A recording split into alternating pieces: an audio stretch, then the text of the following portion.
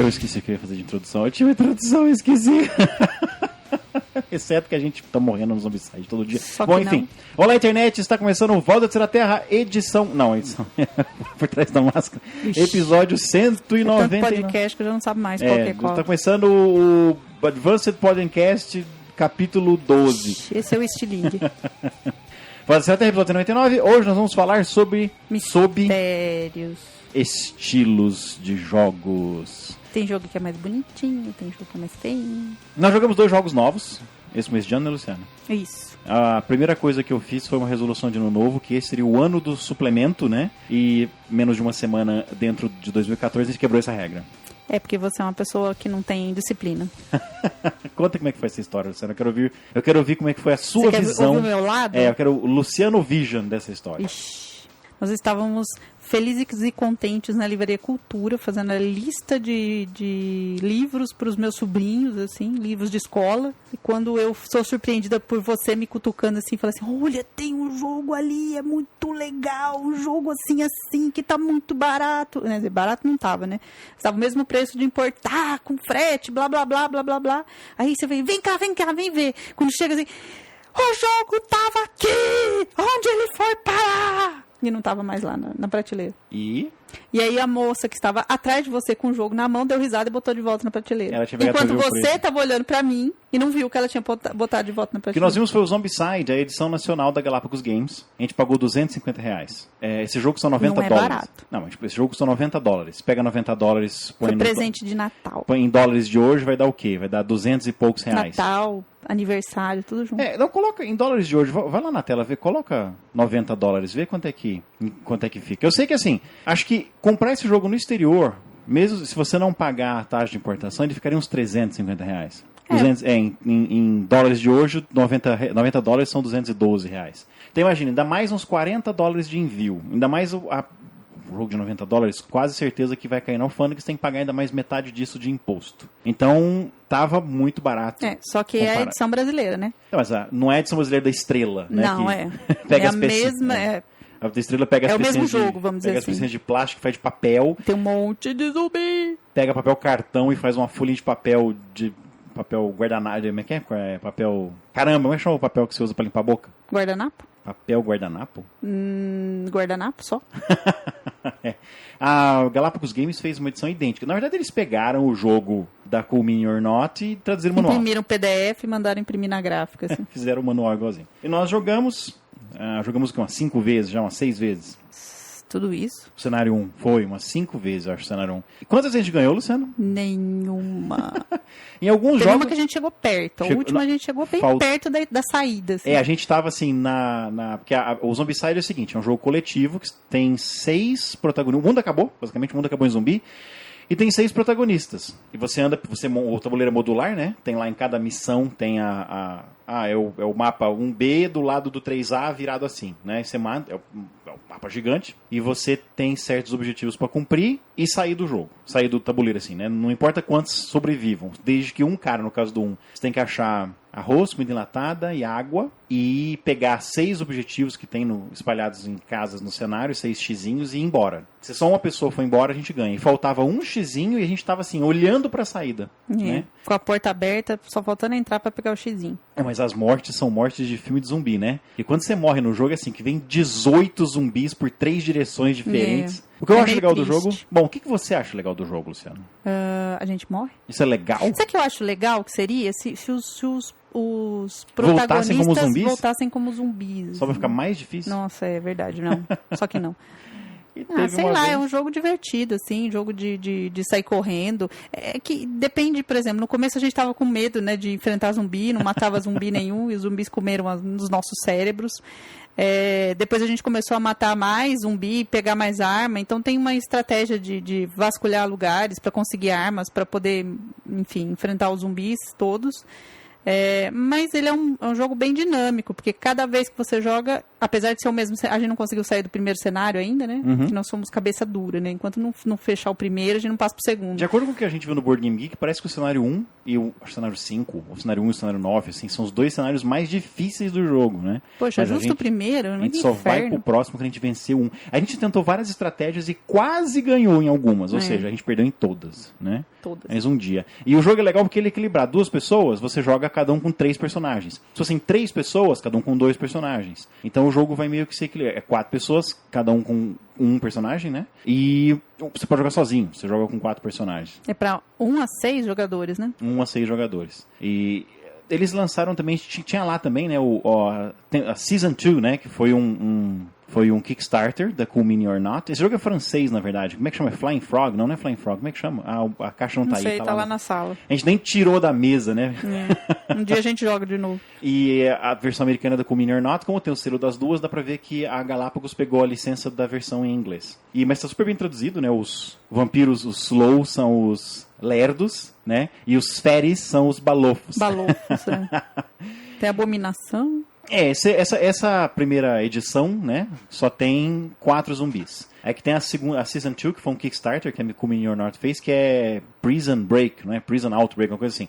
Que é um jogo, um novo jogo, né? São zumbis completamente diferentes e mapas completamente diferentes e personagens completamente diferentes. Que você pode misturar, claro, mas são 2 caixas separadas. E acho que nós vimos lá em português também, né? Na cultura. Não, eu acho que o outro era em inglês, não é? Era em inglês? Eu acho que é. Eu realmente não me lembro. E tem as mini expansões que nós não estamos preparados para elas, né? Assim, a gente não saiu da primeira aventura, para. Pacotinho de cachorro zumbi.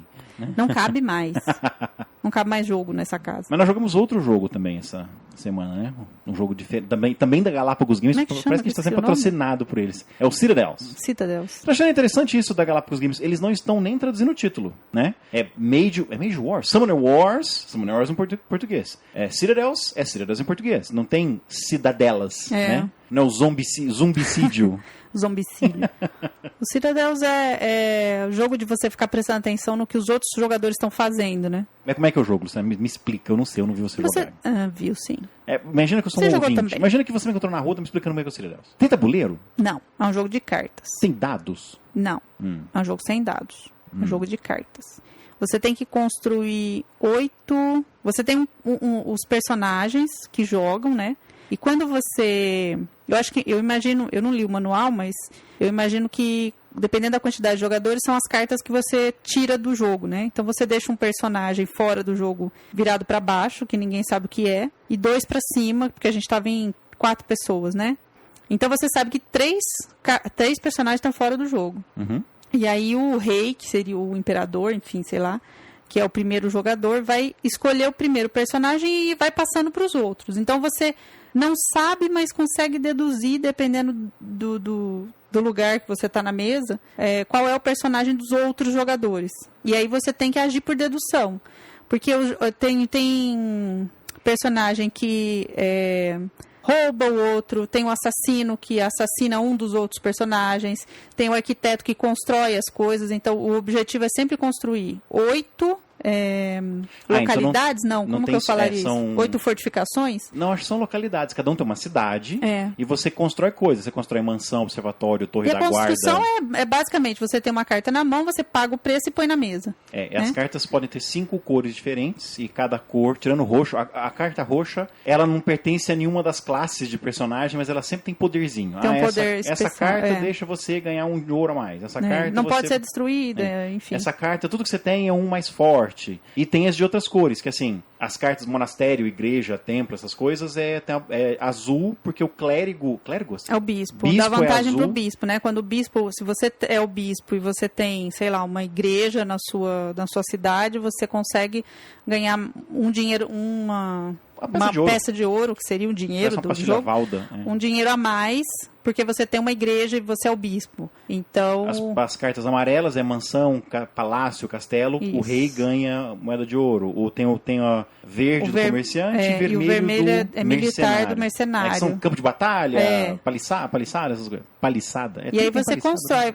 O objetivo é você fazer mais quantidade de pontos, que é o valor que você paga pelas suas construções. Você tem direito a 8 construções. Então você tem que pensar o que você vai construir. Porque, por exemplo, se você construir vamos supor a igreja, o templo ele vale 1 moeda de ouro. Então, ele só vai te dar 1 ponto no final do jogo. Só que, se você pega o bispo, ele te dá mais dinheiro para você conseguir construir construções mais caras. Uhum. E aí você tem que ficar equilibrando isso e, lógico. E o bispo não pode ser roubado, não. Ele não pode ser... Quando você é o bispo, porque você é um mercenário, ele pode... O poder dele é você pagar o valor que a pessoa usou para construir a construção e destruir. Destruir a construção. Só que ele não do consegue outro. destruir as coisas do bispo. Só que assim, se você demorar muito tempo, vamos supor, você fala assim, a minha estratégia é qual? Porque cada rodada você ganha 2 peças de ouro. É uma ação que você pode pegar 2 cartas de construção ou 2 peças de ouro. Então você pode fazer assim, então eu vou juntar dinheiro para poder construir algo mais caro, mais para frente, certo? Aí vem um cara, pega o ladrão e te rouba, porque você tá com muito dinheiro, né? Ou então você tá planejando... Mas assim, o cara ele deduziu que você ia querer pegar esse cara porque você estava com muito dinheiro, né? Porque você tá com muito dinheiro. E aí você, sei lá, o arquiteto você olha assim, você fala, bom, o arquiteto deve estar em jogo. Então o cara tá querendo construir, você vai lá, assassina o arquiteto. Ou então rouba o arquiteto, É todo um processo de eu tentar deduzir qual vai ser a próxima carta que você vai pegar e você tentar imaginar, pera um pouquinho, alguém vai achar que eu sou esse cara por causa disso, então eu tenho que pegar outro cara que também vai me beneficiar, mas não de maneira óbvia. Exatamente. Né? E tem muito daquele lance, você passa... E eu quase ganhei as 2 vezes, eu não tinha uma ideia do que era ninguém. Quase ganhou, é que nem no Zombicide, quer dizer, perdeu. Perdeu, Não, mas você ficou em segundo lugar na primeira partida. Nas 2 partidas. Não, na segunda eu empatei com você, não foi? A primeira partida foi muito apertado. Foi assim, a Jaqueline com 34 pontos, eu e você com 33 e o Gustavo com 32.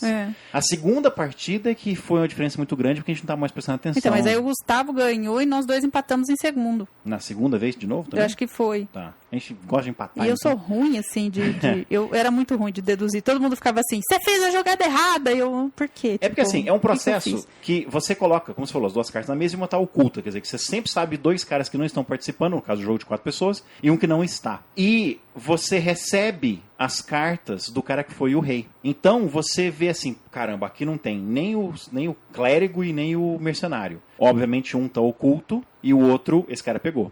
Qual que eu acho que ele pegou?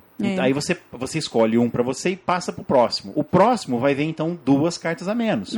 Até chegar no último, coitado, que só tem 2 opções mesmo, né? E aí a última carta que sobrou também vai pra debaixo, vai pra mesa e vai pra baixo. Porque aí ninguém sabe o que o último pegou. Ele tinha 2 opções e ninguém sabe o que ele pegou. Mas várias vezes, a Jaqueline que tava à minha direita, várias vezes ela passou as cartas pra mim sabendo que eu ia pegar. E ela foi lá e me... porque é um exercício... Eles já tinham jogado várias vezes, né, o jogo. Mas é assim que você aprende. É um exercício de dedução, Que era assim, o que era? Tinha um negócio que era óbvio que ela tinha que pegar o arquiteto. E ela me passa as cartas de arquiteto e eu olhei e tava lá, arquiteto e um outro lá, sei lá, mercenário. Eu virei pra ela e falei assim, sério? Aí eu sei o que você fez e eu sei o que você fez, porque agora você sabe que eu peguei. Aí, tipo assim, ela me matou. Me roubou, sei lá o que ela fez.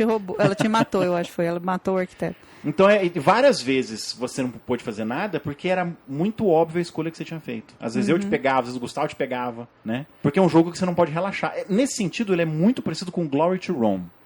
Que escolha de papéis, assim, que você tenta adivinhar o que o... né? Pera um pouquinho, mas se eu fizer isso aqui, né, esse negócio de você... Nossa, eu sou muito ruim.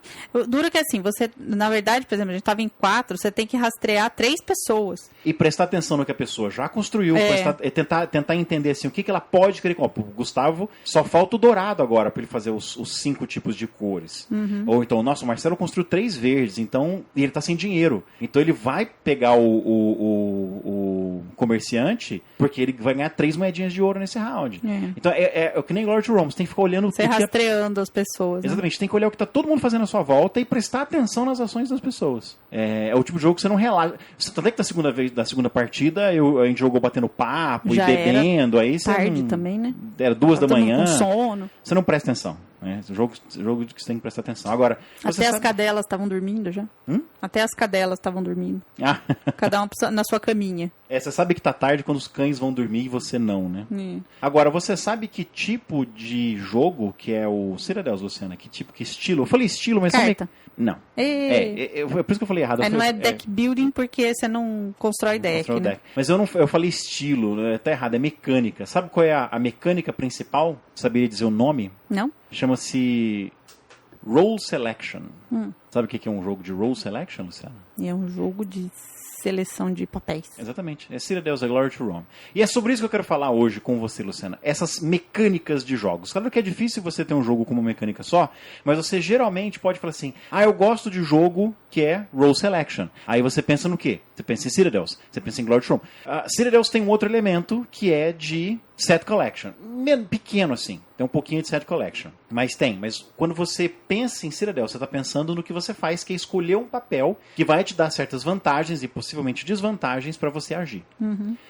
O Glory to Rome, por exemplo, também é role selection, mas ele tem um lance de como é que chama? De você construir os seus recursos, né? De você administrar os recursos. Que é outra coisa chamada de resource management. Eu estou usando todos os termos em inglês aqui, porque é os termos que você vai encontrar no Board Game Geek, se você procurar. Então, eu falei que o Citadel's, ele é role selection com um pouquinho de set collection. O que seria um jogo de set collection, Luciana? Você sabe o que é um jogo de set collection? Não faço a mínima ideia. Set collection é literalmente um jogo em que você tenta colecionar um número determinado de pecinhas ou de elementos. Que você tem que fazer aquela quantidade ou de pontos, ou de, sei lá, construções, ou de... É o jogo do poder. Que você tem que comprar as empresas que estão uma do lado da outra para você fazer mais pontos. Sim. Ou seja, não tem vantagem você sair comprando qualquer empresa. É vantajoso se você comprar um set de empresas. Sim. São aqueles jogos, tipo, de uma maneira bem estupidamente simples, mas é aquele do jogo da memória. Como é que chama aquele jogo aquele que você vai virando as pecinhas, você tem que achar as duas pecinhas iguais.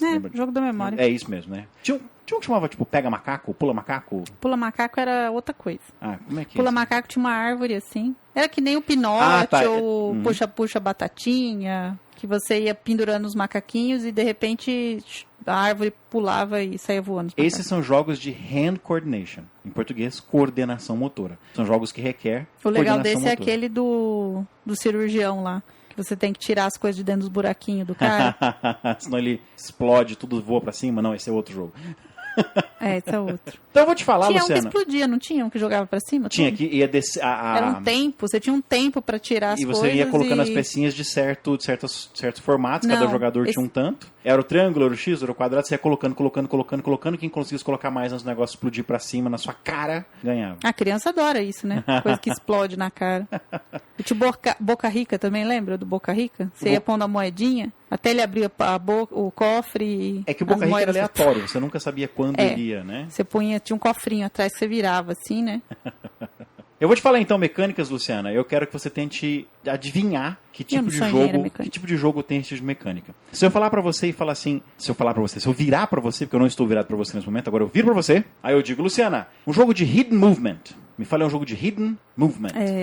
Interpol. Perfeito. Então o que é um jogo de hidden movement? Alguém deve ter um jogador ou mais que um, sei lá, que faz um movimento escondido, né? E aí você tem que descobrir onde ele tá. Você tem que tentar prever o movimento que a pessoa fez. Tem que a gente... Letters from Whitechapel. Também é um Interpol mais complicado. Interpol que é o Jackie da Stripper. É esse mesmo. Tinha um que o cara andava na luz e quando estava na luz ele era visto, quando não era na luz, lembra que era uma cidade? Que jogo era aquele? Dear Mr. Jack. Que ele só aparecia se ele andasse perto dos postes. Não, é só Mr. Jack. É só Mr. Jack, não é Dear Mr. Jack. Você tem, inclusive, é uma caixinha pequenininha. É da Mayfair Games esse jogo, não é? Que é uma versão mais... É basicamente isso. Um jogador para duas pessoas. A gente estava interessado nesse jogo porque era um jogo para duas pessoas. Um jogador controla os detetives da Scotland Yard. É um jogo bonito, né? Meio cartunesco, assim. Meio que nem o Citadel. O Citadel tem uma arte muito bonita, né? Mas ela é meio cartunesca, né? Eu lembro da ilustração do... É o artista. Você tá falando arquiteto. O tempo todo arquiteto é uma das cartas da expansão. É o artista. Que com o olho, que parece que ele tá tendo um derrame. O olho, assim. Não, mas tinha arquiteto também no Citadel. Na expansão. Não. O arquiteto era o que construía as coisas. Nossa, é verdade. O que substituía o arquiteto na expansão? O engenheiro? Não, nenhum. Porque você podia construir como ação. Tá. É que o arquiteto deixava você construir quantas vezes você quisesse. Duas ou três. Ou quantas você quisesse. Normalmente se tivesse dinheiro pra tudo. Então, o Mr. Jack é aqueles jogos muito bonitos, muito bem desenhados, mas não é realista. Ele é meio cartunesco. E um dos jogadores é o Jack the Ripper. que fica escondido, vai andando escondido. O objetivo é sair Você tem 3 ou 4... do tabuleiro, 2 saídas, 3 saídas, não sei. É um tabuleirinho que é uma cidade pequena, né? E é isso mesmo, acho que dependendo do cenário, são 2 ou 3 saídas. Não, eu acho que o jogador que faz o Scotland Yard, ele tem uns blockades, assim, que você pode fechar certas saídas. Você pode fechar saídas, Mas você sempre vai ter uma maneira de escapar. Aí tem umas regras de você fechar a saída e tal. E o Jack vai andar ali no meio e se ele conseguir sair, ele ganha. E ele só aparece, ele tá do lado de um... Ele para o movimento do lado de um poste. E tem mais uma outra coisa. Eu não lembro, mas... É que assim, tem uns personagens disfarçados no meio do cenário, que você nunca sabe se é vítima ou se é... Não, você é o Jack, né? Você não sabe se é vítima ou se é um agente disfarçado. E o Jack pode se mover em becos. Que assim, o Jack tem certas vantagens para se mover. Mas se o policial estiver perto, por exemplo, ele consegue ver o movimento do Jack.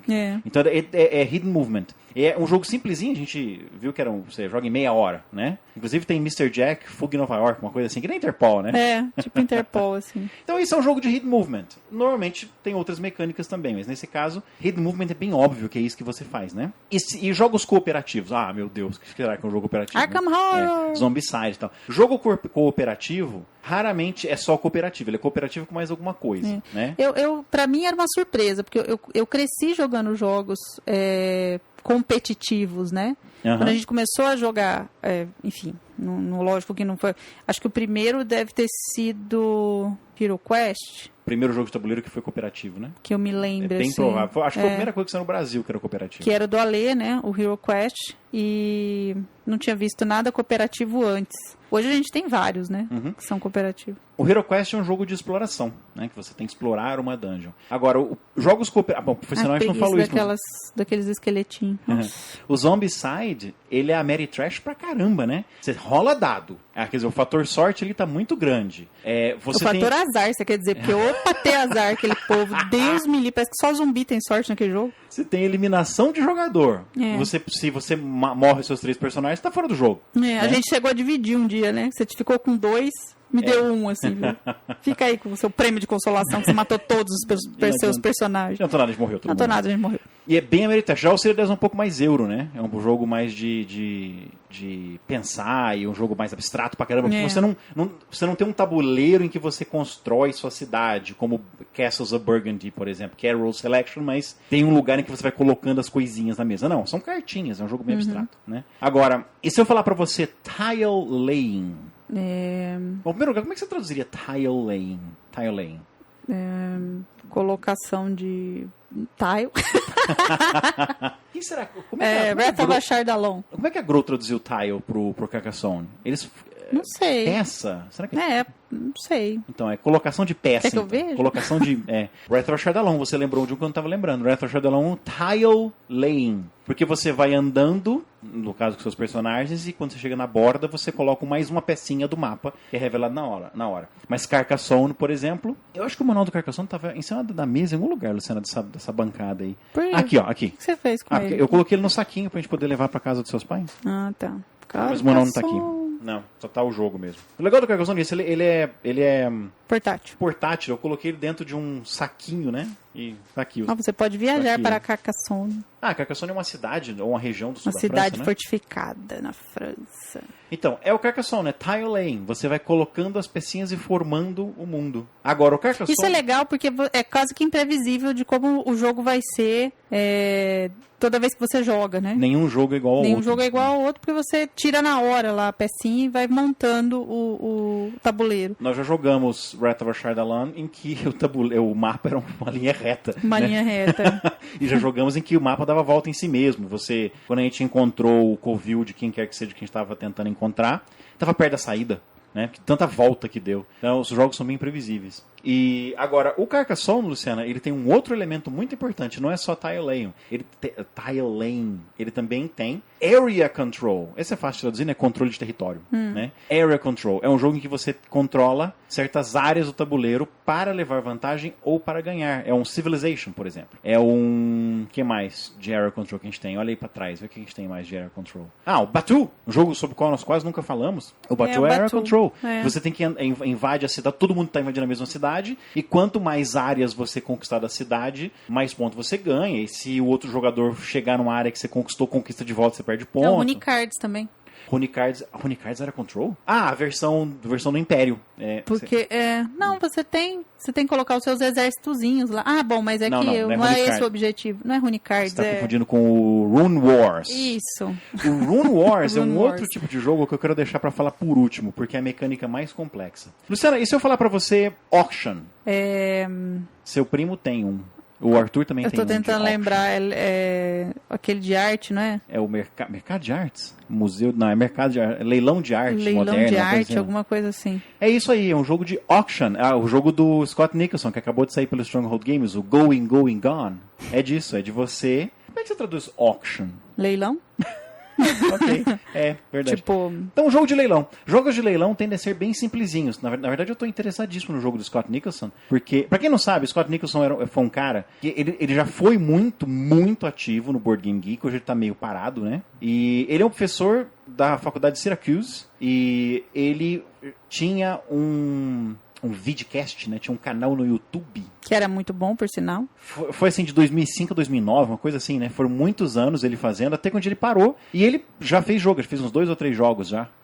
Ou 2 jogos. E esse Going, Going, Gone é o mais recente dele. Ele tá dando aula sobre Meaningful Gamification, né? A matéria dele na universidade é como você usar o processo de gamificação da teoria dos jogos, só que o problema da teoria dos jogos é que ela é inadvertidamente a curto prazo. O resultado é a curto prazo, você não tem resultados a longo prazo. Nossa, eu estudei 2 vezes essa meleca, achei uma chatice. Eu acho que o meu professor que não soube me dar, porque, enfim... 3 pontinhos. Eu nunca tive essa matéria, mas... Eu já tive, teoria dos jogos. Por que você teve teoria dos jogos na engenharia pós. Ou na... Na pós. Eu tive na pós e tive alguém na farmácia quis falar sobre isso e começou a... Mas não chegou a fazer. Na pós eu fazia jogos mesmo. Toda semana tinha que entregar o resultado e fazer... Enfim... É uma das coisas que eu acho que eu deveria ter tido nas matérias de educação. Eu não entendi nada, porque o cara deu a teoria tão mal feita e depois ficou aquela história de que, né? A teoria dos jogos já foi muito popular. Agora, só que as pessoas tentam colocar a teoria dos jogos basicamente o seguinte: você usa elementos de jogos para estimular, por exemplo, crianças a estudarem ou funcionários a cumprirem metas. Só que assim, é sempre a curto prazo. A teoria dos jogos, depois de um tempo, a ideia, né, dos prêmios, você se desensibiliza, não funciona por longo prazo. A ideia do Scott Nicholson, né, com a matéria dele de Meaningful Gamification, inclusive eu vou colocar um link no show notes pro vídeo introdutório da aula dele, é a ideia de que você vai ter um sentido, por isso que meaningful, né? Vai ter um sentido naquela gamificação, e a ideia é que seja uma coisa a longo prazo. Só pra você saber, a Grow traduziu como peça mesmo. Peça. Cada rodada, o jogador adiciona uma peça ao jogo, formando um grande tabuleiro. Ok, então, ok. Fecha parênteses.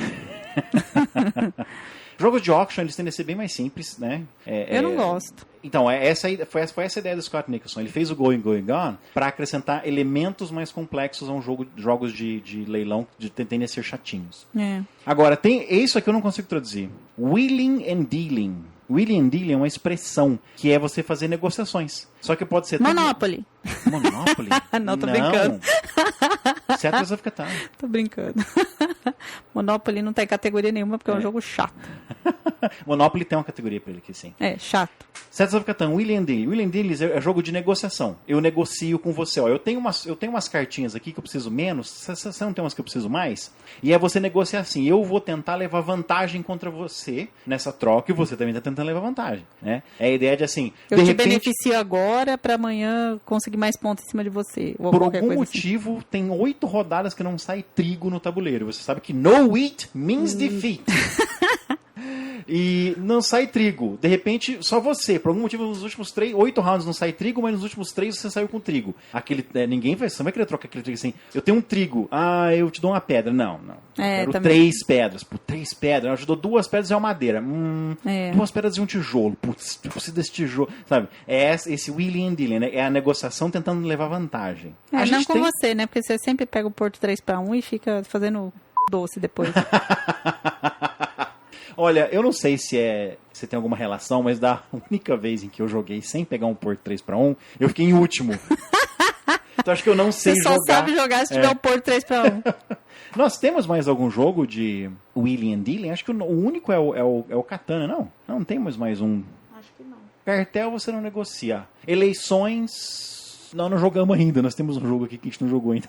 pirata ali enfiado no canto, ali em sonho. É que o jogo, E jogo nem pra Rush 3... and Crush, a gente não jogou também. O Rush and Crush é um jogo de corrida, né? É um jogo de roll and move. E aí nós chegamos, Luciana, Acho que nenhum, não. na categoria do Banco Imobiliário. Roll and move. Você rola os dados, o número te Jogo diz... da vida. Jogo da vida. Você rola os dados, no caso, jogo da vida é aquela roleta, né? Você rola a roleta, sai o número e você sabe quando você tem que andar. Roll and move. É jogo de progresso, sabe? Jogo de criança. Snakes and Ladders. É esse tipo de jogo de criança?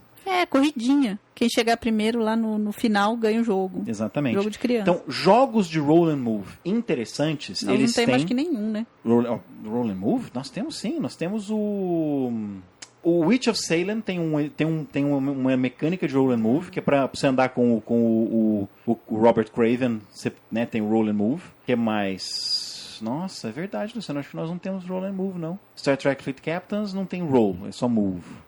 Paradise. Paradise. Paradise é roll and move. Não tem mais nada naquele jogo. É roll and move. Mas, bom, enfim. O Rei dos Piratas, talvez? Eu não lembro direito. O Rei dos Piratas... Faz tanto tempo que a gente não joga, né? Então, Paradise é de roll and move. Tudo que ele é você rolar os dados do seu navio pra ver... Mas é divertidinho. Então, o roll and move ele fica interessante quando você acrescenta outros elementos para que ele fique interessante, né? É worker placement, Luciana. Puerto Rico.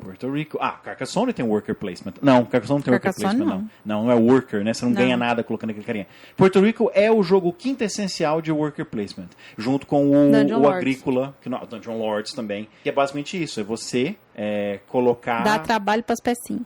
Exatamente, eles te trazem recursos de volta, então você tem que colocar os carinhas e receber o negócio de volta. Agora, o Dungeon Lords, ele tem um outro elemento muito importante, que é o de Resource Management. Como é que você traduzir Resource Management? Manutenção de recursos. Administração de recursos. Então você tem que administrar os recursos. Você olha lá pra frente e fala, caramba, o dia de pagamento... O Catan também tem, não tem? O cartel tem pra caramba. Catan. Catan. Sim.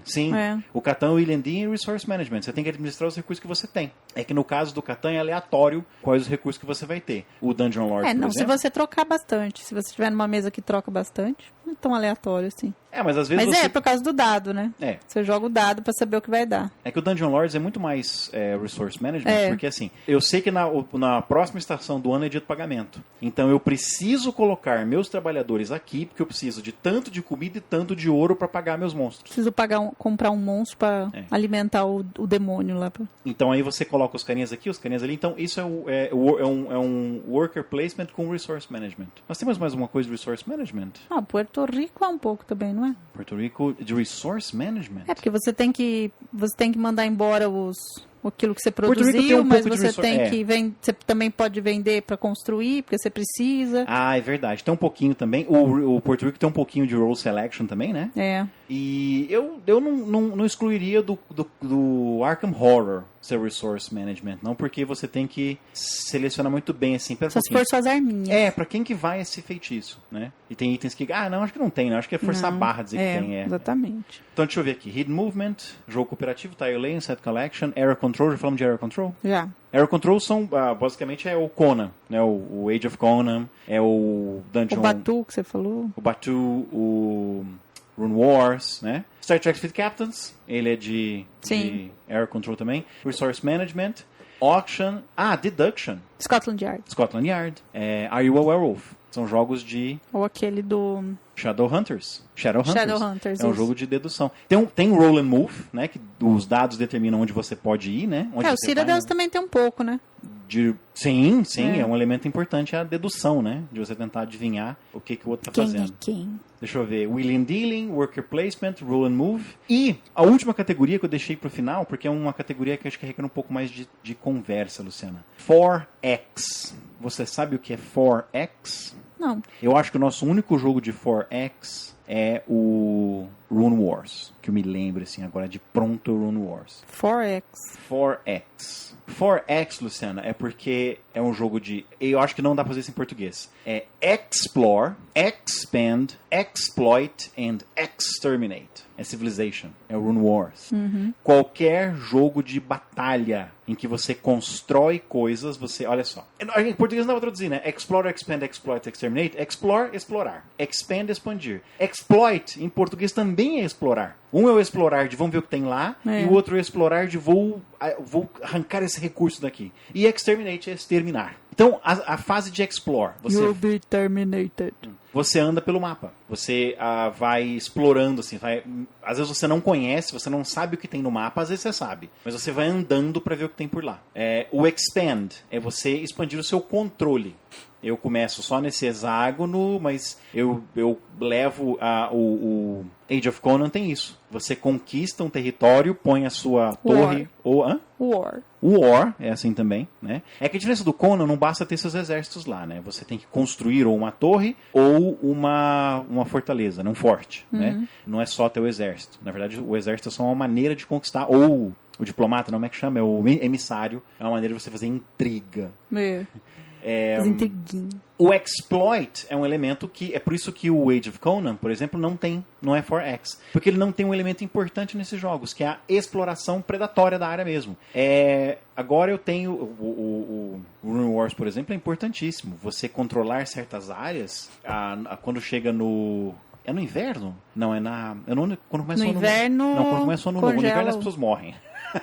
É no começo do ano novo, que você ajusta os seus contadores lá para quanta comida, quanto minério, quanta madeira você tem, baseado nas áreas que você controla. E você precisa dessa comida, desse minério, dessa madeira para você fazer tudo no jogo, né? Você usa esses recursos. O povo morre de fome. E o último X é o Exterminate, que é um outro elemento fundamental desses jogos, que é eu ganho de você, ou eu pelo menos ganho uma vantagem sobre você, exterminando inimigos no tabuleiro. Raça. Toda a sua raça. Rune Wars, ele tem um elemento importante de exterminate, que é além de eu estar jogando contra você e os outros jogadores, você tem as peças neutras no jogo. Elas podem ajudar, podem atrapalhar. Então, esse é um jogo de 4X. 4X é um jogo muito comum em videogame também. Começou em jogos de tabuleiro, os videogames pegaram e tem muito jogo que a gente chama de jogo de estratégia, né? Apesar de que tá na caixa do War, né, o jogo da estratégia, ele falta os outros elementos do 4X. No War você não constrói nada, né? Você não tem esse elemento. E o único recurso que você consegue no jogo é mais exércitos. Mais exércitos, né? Chatice. Então, esse é o tipo de jogo mais complexo, na minha opinião, de todas essas mecânicas, é a mecânica mais complexa. Porque ela envolve mais de uma mecânica dentro dela. E ela envolve relações entre essas mecânicas. Alguns jogos, como Rune Wars, por exemplo, ele envolve o elemento Exterminate, ou o elemento Expand, é muito, muito grande. Tem jogos como Age of Conan, se ele tivesse a parte, né, do Exploit, ele tem um emissário. Você tem elementos de 1914, por exemplo, é um jogo que tem... Não, tô falando errado, é o... Nossa, que branco, gente. Como é que chama o jogo?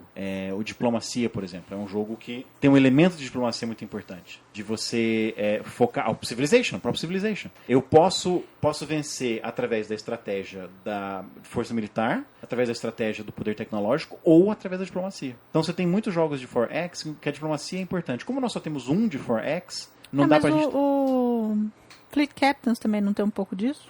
É que você não extrai recursos da área em que você explorou, verdade. né? Não. É um jogo mais de... Você só tem encontros ali, né? Não tem recurso nenhum que você... não ganha... Mesmo que, assim, não tem uso de recurso no jogo, né? Você tem no máximo quando você constrói uma Starbase, que aí você pode ir lá e consertar sua nave. Você não produz recursos. Não. Foi um xiste. Tô tentando pensar em outros jogos que nós temos. Nós não temos, não. Nós não temos... acho que o único 4X que nós temos é o Rune Wars mesmo. Mas é esse tipo de jogo. Um jogo complexo pra caramba. Eu adoro. Mas são jogos difíceis pra caramba de ensinar. Depende do dia, assim. Tem dia que eu quero alguma coisa mais bobinha, assim. Sabe? Só pra relaxar, assim. Um jogo mais bobinho, mais facinho. Tem dia que eu tô com a cabeça melhor pra jogar uma coisa mais... complicado. Mais complexa, assim, pensar um pouquinho mais. Os jogos de 4X, eles têm mudado ao longo dos anos, porque jogos de 4X tendem a ser aqueles jogos, tipicamente americano, né? Tipicamente Ameritrash. E são jogos longos. São jogos que... Uma partida de um jogo europeu é 1h30 no máximo, 1 hora. Os jogos de 4X é aquele jogo que você monta o tabuleiro e joga por 4 horas. Vai dormir e volta no dia seguinte. Civilization é bem assim. Civilization é falando do jogo tabuleiro, viu, gente? Civilization do jogo do computador, você leva uma semana pra você jogar. Nossa. Mas é o tipo de jogo que eu acho que é o que mais envolve estratégia e pensar e tudo, sabe assim, você envolve todas as suas habilidades. Muitas coisas que você não quer fazer às vezes num jogo de tabuleiro, né? Assim, vamos relaxar, não, tem que ter uma coisa densa, vamos pensar, construir e extrair recursos. Chato. Então, Luciano, eu vou te dar aqui a lista das mecânicas. Eu vou te falar os jogos que nós temos, você me diz em que mecânicas que ele se encaixa. Se eu enxergar isso aqui, né? Vou falar assim, vou falar os jogos que nós temos, não. Vou falar alguns dos jogos que eu tô olhando aqui atrás de você e você vai me dizer o que você acha. Vou começar difícil, então. Netrunner. Putz. Quais das mecânicas? Deck building game. É um deck building game? Não, você já começa com deck... já começa com mas um você deck constrói pronto. o deck antes, então deck build. Ele tem um pouco de dedução, porque eu tenho que tentar adivinhar quais são os ices que você colocou, né? Ele tem um pouco de resource management também? Tem, especialmente do lado da corporação. Não, do lado do hacker, do lado do runner também, né? Ok, Star Trek Deck Building Game, Luciana. Deck building? O que mais? Você consegue encaixar ele em alguma coisa? Não. Eu acho que deck building é uma mecânica por si só, né? Que não tá aí na lista, devia estar na lista. E o Witch of Salem é um jogo cooperativo. O Age of Gods, Luciana, você diria que ele é um 4X Lite? Nós jogamos o jogo uma vez só, o Age of Gods. Aquele que você é cada um é um deus e você tem lá as suas civilizações que você protege. Não tem produção de recursos, tem? Não, ele é eu acho que ele é Area Control É. só, né? Ele só é Area Control, ele não tem produção de... Tem razão, ele não tem produção de recursos. Martinique. Martinique é... Difícil, hein? Nossa, cara, eu não sei onde encaixar Martinique. Tá vendo? Sua lista está incompleta. Tile Lane? Não é Tile Lane. É um jogo de dedução? É um jogo de dedução. Que você tem que pegar... Tem aquele elemento de... tem um elemento de set collection, muito importante, que a primeira fase do jogo é inteira set collection. Você vai andando pela ilha e pegando as pecinhas, né? Pra fazer os tesouros. né? Eu preciso de um papagaio, 2 espadas e uma arma. Aí você consegue fazer o tesouro, pega e coloca no seu navio. Acabou essa fase, começa a fase da dedução, que é onde tá o tesouro com os tilezinhos que você pegou de tesouro, né? E você joga bingo, né? Pô, o Martinique até que foi... Eu não tinha pensado no Martinique, cara. Tinha esquecido, ele tá pertinho de mim aqui. E o outro lá do Arkham Horror? Elder fala? Sign. Elder Sign. Ele não é roll and move. Ele... nossa, o que será que ele é? Ele é cooperativo, com certeza. Tem uma característica mecânica aí, sadismo. Ele é um jogo sádico. Porque você vai... É um set collection, né? Que você tem que coletar uma quantidade de Elder Signs pra derrotar o... Eu veria ele mais como um jogo de corrida. É uma corrida contra o tempo. É que nem o mas Russian Crush. você pode usar os tabuleirinhos, né?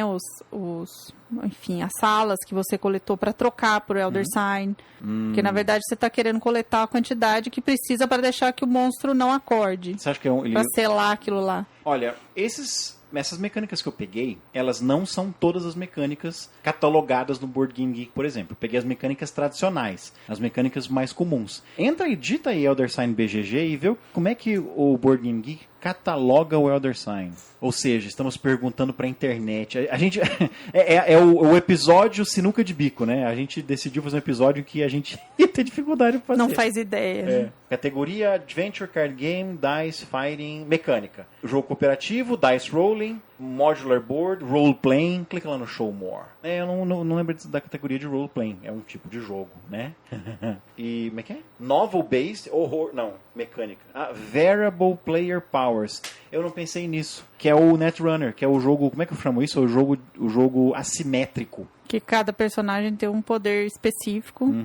O legal do jogo cooperativo, eu acho, é exatamente isso. Jogos que tem personagens, cada personagem tem uma característica especial. Tem uma vantagem diferente, e uma desvantagem. É o que falta no Witch of Salem pra mim. Porque os personagens não são todos iguais. Então, você tem que saber trabalhar com a vantagem de cada um deles. Né? Isso é legal, eu acho legal. Witch of Salem, eu tava pensando nele agora, é um jogo de set collection com frescura, né? Porque o objetivo do jogo é você pegar aquelas pecinhas específicas. Eu acho que é um jogo... ele tem ele tem um tempo para acabar, né? Ele tem uma duração determinada, porque o tempo vai como você rola o dado e tal, você vai você vai contando aquele contador que tem no tabuleiro. O do Necron. Do Necron, que vai andando, quer dizer, até se chegar num determinado tempo, sem ficar enrolando muito para fazer as coisas, e chega lá, você perde o jogo. É um jogo que tem hora para acabar. Eu gosto de pegar o Witch of Salem quando a gente não tá com tempo para jogar Arkham Horror. Porque você joga Elder Sign, você fica com vontade de jogar Arkham Horror. E o Witch of Salem é um jogo mais rápido, mais simples, né? O Arkham Horror é complicado pra caramba. Ou seja, pra introduzir jogos de tabuleiro cooperativos, eu pegaria o Witch of Salem tranquilamente. Ele precisa muito de inglês também. O Arkham Horror tem que ler pra caramba. Apesar de que é um jogo cooperativo, a gente sempre pode fazer isso pelos outros, né? Mas é difícil uma pessoa com um monte de arma na frente dela, tudo escrito em inglês, e ficar tentando lembrar o que cada uma faz. E o Witch of Salem é bem óbvio. Você tem 4 tipos de itens e a cartinha lá de ajuda te diz tudo o que... Tudo visual, né? Não tem nada... É bem óbvio. E é um jogo lindo também. Mas ele é um jogo... Falta isso no Witch of Salem pra mim. Falta ele ser... porque os personagens são... Todos iguais. Como é que fala? Pininhos de madeira, né? Eu tô com o verde, você tem o vermelho, eu tenho o azul. Só pra você saber qual que você mexe. Escrever pra Mayfair Games, fazendo uma crítica ao jogo deles. Que mais? Eu acho que nós, obviamente, não esgotamos esse assunto, porque a gente acabou de ver, pelo exemplo do Other Side, que tem muitas outras mecânicas que nós não tratamos aqui. É que tem algumas mecânicas que são específicas demais, poucos jogos têm. Mas eu acho que é legal criar essa percepção no nosso ouvinte de que os jogos, eles podem ser classificados por mecânicas e a junção de certas mecânicas diferentes gera jogos completamente diferentes. Eu acho até para você tentar adivinhar qual jogo você não gosta. Ou decidir qual tipo de jogo você não gosta. Decidir qual vai ser a sua próxima compra. Mas assim, porque existem alguns que são misturadas as coisas, mas às vezes você fala assim, tipo leilão. Eu não sou muito fã de jogo de leilão, acho aquilo meio chato e enfim, meio pointless, assim. E joguinho que você joga o dado e anda, só pra mim é jogo de criança, né? Que você vai andando pra frente só 3, 1, 2, 3. Roll and move. É muito jogo de criança, eu não compraria um jogo assim. Agora, se ele de repente estiver com outros elementos misturados, mas você sabe que você vai encontrar aquele tipo de coisa que você gosta ou não. Então, talvez para decidir se um jogo é legal ou não, é bom você saber que existem como é que fala? Mecânicas básicas, né? Que a grande maioria das pessoas que estão desenvolvendo jogos, elas estão olhando essas mecânicas, às vezes elas estão desenvolvendo coisas novas, mas elas estão usando essas mecânicas. E é uma boa para você decidir o que é que você gosta num jogo. Por exemplo, você pegar o review do jogo, tem gente que vai falar super bem, tem gente que vai falar super mal. Mas por quê? Porque tem gente que detesta aquele tipo de jogo, aquele tipo de mecânica, e tem gente que adora. E aí, se você souber isso, mais ou menos, o que você gosta, fica muito mais fácil de você, né? Então, para você, se tiver alguma outra mecânica associada, às vezes um jogo de roll and move, que você não gosta, você vai gostar. O Part Dice, por exemplo, é isso. Tem um elemento, agora eu tô lembrando, outra coisa... Rune Wars é complicado pra caramba. Tem um elemento de leilão no Rune Wars. O tempo todo tem assim, todo mundo escolhe, né, pega lá os seus tokens de influência. Quem mostrar mais tokens de influência pode fazer isso. Tem, mas no meio do jogo. No meio do jogo uma coisa muito tá pequena, misturado ali, né? O Conan também tem, né? A gente faz um leilão pelo Conan, pra ver quem que vai controlar o Conan. Verdade. Então tem sim. E um tipo de leilão que você gasta recursos. Que às vezes você fala assim, essa vantagem é boa, mas eu quero segurar essas pecinhas aqui, esses tokens de influência que eu vou usar depois. Né? Ou às vezes, e tem sempre aquele negócio, o Spartacus também, baseado na série de TV, o jogo basicamente é um jogo de leilão que tem um combate entre leilões, basicamente. Mas como tem esse elemento, né, acrescenta um tipo de mecânica que você... É legal ver isso, porque às vezes você pega o Vlad Ativato, por exemplo, que fez o Civilization, que fez o Dungeon Lords. Ele pegou 2 elementos, que é Resource Management e Worker Placement, e colocou num jogo de Role Selection com dedução. Eu nunca tinha pensado em misturar esses 4 elementos juntos. E ficou um jogo divertidíssimo. Complicadíssimo. Dificílimo. Bom, eu que digo, eu nunca ganhei esse jogo, eu achei divertidíssimo. Luciana... não, você já terminou o jogo com ponto positivo alguma vez? Porque sempre com ponto negativo, né? Já terminei com ponto positivo. Tipo assim, 5 e eu com 30. Mais ou menos isso, mas... Um dia você chegar. Tô chegando lá.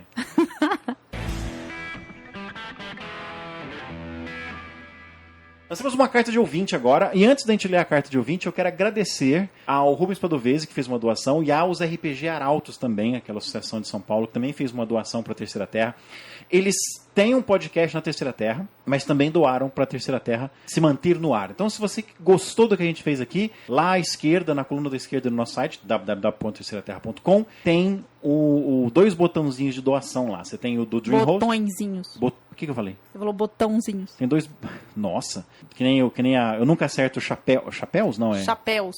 Chapéus e chapéus. Você fala chapéus e não é chapéus, é chapéus. Eu nunca acerto, né? Então tem 2 botões de doação lá. Ou então você pode fazer a sua próxima compra no Noble Night, ou no Book Depository, ou na Amazon, usando os banners que nós temos. Agora a gente tem da Audible também, se você se interessar. É que até agora eu ainda não fiz propaganda da Audible, porque eu estou preparando uma surpresa para a Terceira Terra pós-vozes. Vai ter umas coisas diferentes. E eu também quero agradecer aos ouvintes que atenderam ao chamado e foram lá na iTunes Store e deram estrelinhas e escreveram resenhas, Luciana. E não só do Vozes. Acho que a pessoa aproveitou, né? O ouvinte aproveitou que estava lá mesmo e já saiu fazendo resenha da Terceira Terra, que legal. do God Mode, do Por Trás da Máscara, do Repudiar Altos, Dimensão 7, sessão de jogo. Então, assim, muito obrigado ao pessoal que foi lá, colocou. E, assim, eu brinco com as 5 estrelinhas, mas você não precisa colocar 5 estrelas se você não quiser. Basta colocar. 4, né? Pode colocar 4, pode colocar 3, pode colocar o que você quiser. Desde que qualifique a gente. Claro que 5 estrelas faz com que a gente apareça primeiro, só quem escrever jogos, por exemplo, né? Agora, o que eu achei interessante é que teve um ouvinte que fez um review assim, um dos melhores podcasts que existe hoje, 4 estrelas. Cara, é meio exigente. Um dos melhores é 4 estrelas, assim. Ainda não é o melhor. Quantas você tem que melhorar um pouco para ganhar 5 estrelas 10 é só pra Deus. Assim. Então, muito obrigado aos ouvintes que foram lá. E se você não foi ainda, aproveita agora, para o que você está fazendo. Para o que você está fazendo. Vai no seu computador, ou então se você escuta... A não ser que você estiver no meio da rodovia, por favor, não pare. Não, para no acostamento. Para no acostamento, ou então dá para você fazer isso pelo iPhone, pelo iPod, pelo iPad também. Se você entrar no aplicativo podcast e procurar lá, digitar Voz da Terceira Terra ou digitar Terceira Terra, que aparece todos, você pode dar o seu rating por lá também. Não precisa ser no computador. Dá 5 estrelas pra gente e nós vamos ser podcasters mais felizes. Agora deixa eu ver se tem mais um recado aqui, Luciana. Bom, acho que não tem, não. Se tivesse, eu teria anotado aqui, não teria? Claro que não teria. Não. Então, lê, por favor, Luciana, o e-mail do ouvinte Pedro Sena. Boa noite, Marcelo. É pra você. Boa noite, Pedro. Não é pra mim. Gosto muito dos podcasts Terceira Terra, não apenas do Vozes, mas das sessões de jogo, do God Mode e outros. Fico triste em ver que vai acabar com o programa, mas também espero que parta para um formato tão bom ou melhor. Acho muito interessante suas opiniões, entrevistas e as notícias. Participo de um clube de jogos aqui em BH, o Sétima Armada. Lá tem a oportunidade de jogar alguns dos jogos de tabuleiro que você faz menção em seu programa. Estou começando minha própria coleção e, sem dúvidas, suas análises vêm contando bastante. Não tenho muito o que falar, além de parabenizá-lo pelo trabalho que realiza. Sempre que baixo um áudio no site, tenho certeza que vou ouvir algo sincero e com o objetivo de informar e divertir sem segundas intenções. Feliz ano novo para você, Luciana e todos do site. Pedro Sena, Belo Horizonte, Minas Gerais. Feliz ano novo, Pedro. Valeu, Pedro. Agora, que legal, ele tem um clube de jogos. Tem um clube de jogos. Se a gente soubesse, né? A gente passou um fim... Bom, né? A gente estava no FIC, não deu tempo. Que inveja, cara. Vamos fazer um clube de jogos aqui. Vamos fazer um clube de jogos. Também. Luciana, entra lá. Eu lembrei que tem uns comentários que estão lá na seção de comentários do site. Eu quero comentar nos comentários. Esquisito? Você acha que é redundante comentar comentários que foram comentados na seção de comentários? Não sei. Tá, ok. Tem comentário no Euroverse Ameritrash, Luciano? Não lembro se tem. Eu lembro que tinha um comentário que eu queria comentar, então já que eu vou comentar, eu já olho os outros também. Comentário que eu não respondi. O Augusto Tenório tá dizendo que apesar de quase não comentar, ele ouve, né? Eu agradeci a audiência dele. Tem um comentário do Ranieri. Lê, por favor. Mais um episódio bacana, só uma observação. Uma versão da origem do termo Ameritrash, que eu tinha escutado em algum outro podcast, só não lembro se era gringo ou nacional, era que os board games americanos usavam e se baseavam demais em componentes, independente do material, se era de plástico ou madeira, ou seja, o jogo se dava pela quantidade enorme de tranqueira, daí o termo, utilizada logo no setup inicial e ao longo da partida. Abraço para o casal. Olha, quando eu li isso pela primeira vez, eu pensei, faz sentido pra caramba, né? A Ameritrash são aquele jogo que você abre a caixa, o Tom Vessel lá do Miami Dice, a caixa é pesada, assim. Né? Ai, Tom Vessel joga tudo na mesa. Os jogos europeus, eles são assim, só cartinha e tal, mas depois eu me lembrei que os jogos europeus clássicos, como o Porto Rico, por exemplo, ele tem muita peça. Tem muita peça, é verdade. Talvez seja a influência dos Ameritrash, não sei, é uma ideia legal, é uma teoria interessante. Tem um comentário no episódio Games com Zumbis e Cenários de Horror, que é um episódio que era 2 em 1, eu juntei num só, que é da Tamires. O que ele escreve aí, Luciana? Ela fala assim, juro que tenho que parar de ouvir esses podcasts do Vozes, não aguento mais todos o trabalho me ouvindo gargalhar sozinho, enquanto todos estão no silêncio sepulcral. E eu tendo que inventar as desculpas mais tolas possíveis. Vocês estão de parabéns, gostei do tema. Aí eu já respondi pra ela, né, que eu falei que explicar é fácil, é só você dizer pra eles que ouve vozes. Você tá fazendo, você tá rindo aí. Eu ouço vozes. Ouço vozes. Ninguém mais vai te incomodar.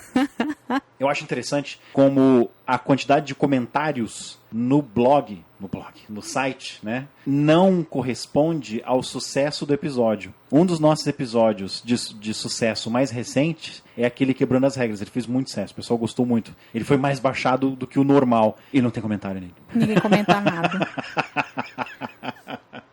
Mas o pessoal tá comentando muito no Facebook também, né? Verdade, é verdade. Todo mundo gosta do Facebook, menos você. E a minha irmã. Eu não gosto do Facebook porque ele matou os E meu fóruns da sobrinho? Terceira Terra. O Facebook matou os fóruns da Terceira Terra, né? Eu gostava muito daqueles fóruns. O Facebook esganou, assim, até os fóruns morrerem por asfixia. Você tem, assim, um problema, assim, de vingança pessoal. Assim. Agora, falando sério, eu sou mais um cara Twitter, assim. Eu gosto de te limitar a 140 caracteres. Eu não quero ler um capítulo de livro seu, entendeu? Se você for interessante com 140 caracteres, eu vou seguir você. Então, eu gosto do Twitter por causa disso. E o Twitter, assim, é aquele negócio engraçadinho. Você tá, sei lá, esperando o bolo esfriar. Então você abre o Twitter e lê lá algumas coisas engraçadas, vê umas fotinhas e fecha. Não tem aquela dedicação do Facebook, que é você clicar leia mais e você lê tudo aquilo. Você pode dar like no Facebook.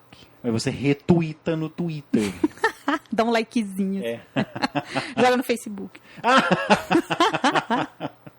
Então é isso, Luciana. Acho que não temos mais o que dizer para o episódio 199. Os ouvintes discordam de algumas das classificações que nós fizemos de alguns dos jogos que nós temos aqui. Comenta lá pra gente, ou manda e-mail pra gente, ou comenta no Facebook. Eu tiro o sarro do isso, mas eu tô lá no Facebook, eu converso com os ouvintes no Facebook.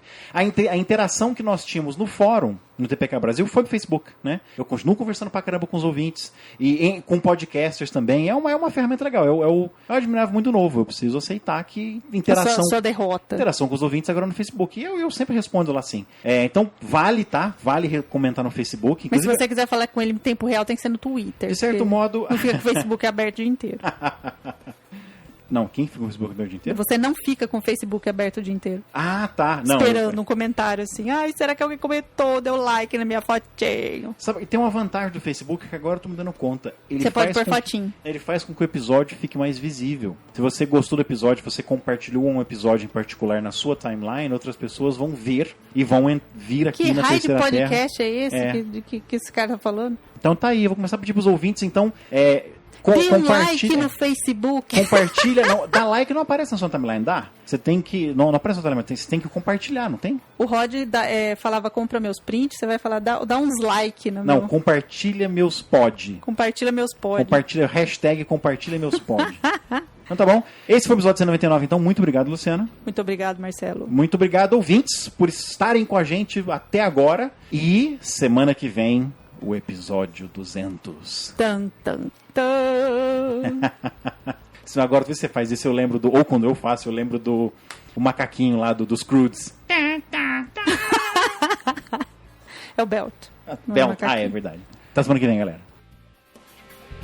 Você acabou de ouvir o Vozes da Terceira Terra. Nossa trilha sonora de abertura e encerramento são cortesia do músico Marcus Klein. Show notes, e-mail e outras formas de contato estão em www.terceiraterra.com. A Terceira Terra é patrocinada em parte pelos sites Amazon, Book Depository e Noble Knight. Faça sua próxima compra nessas lojas através de um de nossos banners. Também temos botões de doação em nosso site, cujos valores vão diretamente para nosso servidor. E você pode nos ajudar de graça também, divulgando nossos podcasts para amigos, parentes e colegas. Terceira Terra e Vozes da Terceira Terra são uma criação de Marcelo Duarte Ferrari. Licença Creative Commons de atribuição e compartilhamento pela mesma licença, versão 3.0 internacional.